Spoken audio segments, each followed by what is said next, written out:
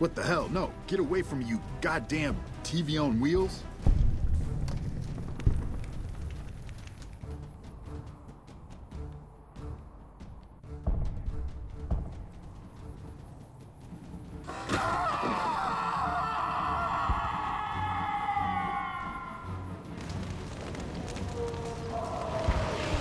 You did a super job wrapping things up, and I'm not just saying that because I have to. I didn't want to make a big deal about this until after we won, but, well, I found some code snippets in one of Mr. House's databanks that will let me, reprogram my personality to be a little more assertive, basically.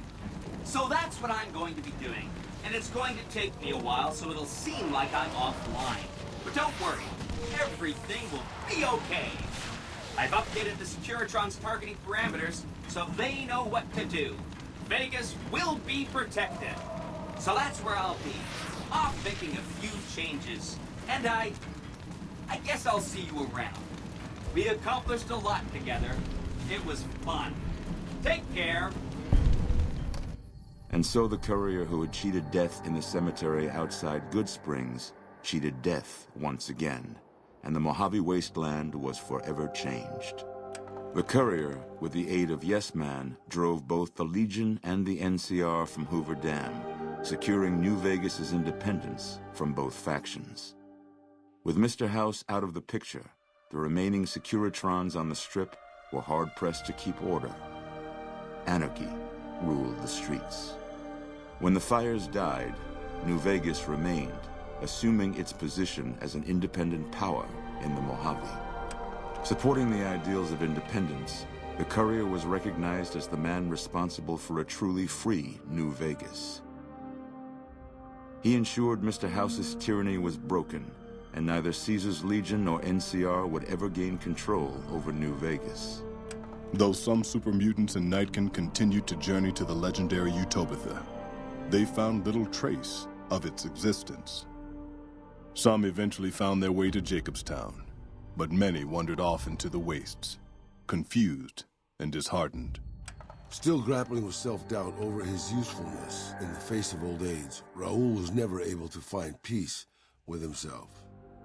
Eventually, he left the Mojave and assumed a new name, as he had done so many times before. With little law left in the wasteland, the Brooms continued to defend themselves against the prospectors and scavengers invading their territory. The Brotherhood used the Battle of Hoover Dam as an opportunity to retake Helios 1, and came to control the area between it and Hidden Valley. With no organized opposition, their patrols began monitoring trade along I-15 and 95, seizing any items of technology they deemed inappropriate. Fiends overran Camp McCarran during the Second Battle of Hoover Dam. In the anarchic months that followed, the Fiends asserted dominance over Outer Vegas. After the courier ensured New Vegas remained free, the followers found that independent Vegas was even more unstable and violent than before.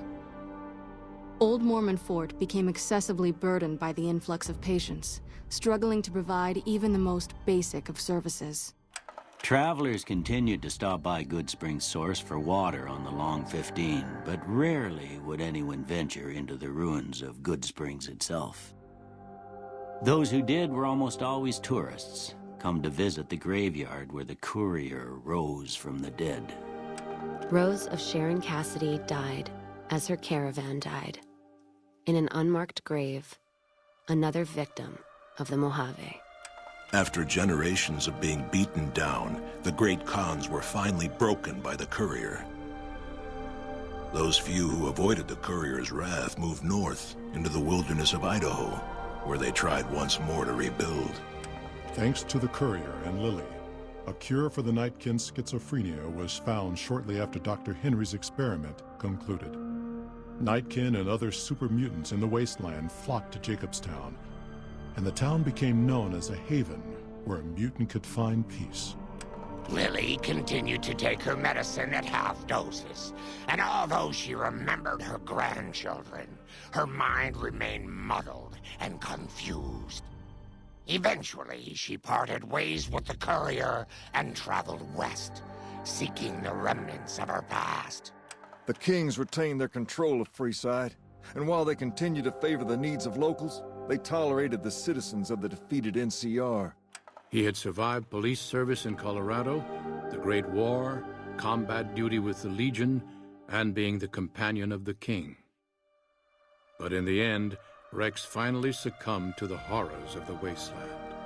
While the destruction of the Repcon rockets appeared to be a boon to the salvagers of Novac, the benefit would never be realized. Radioactive fuel from the wrecked ships seeped out and contaminated the area. Salvagers were forced to move on, and the town was abandoned. After Hoover Dam, the leaderless powder gangers at the correctional facility vanished into the wastes, leaving the prison empty. The correctional facility became another abandoned ruin in the wasteland, its carcass occasionally picked over by enterprising prospectors. Armed with a wide array of improvised explosives and stolen weapons, the Vault 19 powder gang tormented the Mojave Wasteland for years. Citizens of the NCR were favorite targets, and they always suffered the worst fates. Despite NCR's pledge to support Prim, they abandoned the town after their loss to the Courier. Independent again, Prim operates much as it had before the powder gangs arrived, full of ups and downs.